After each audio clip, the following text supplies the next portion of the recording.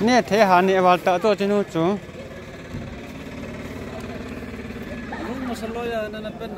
dạ cái này mà sợ đau nổ tai kiểu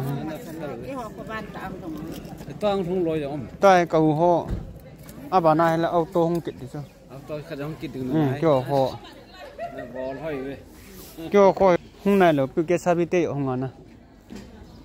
à ha anh nu không tao hay là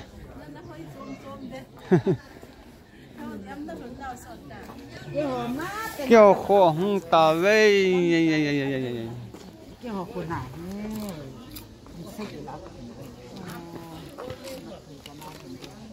cái bọn cũng chỉ thấy ban tôi ôn nhiều mà nó nương nương tôi vậy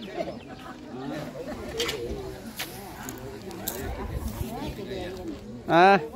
ngồi chưa bấm mày lấy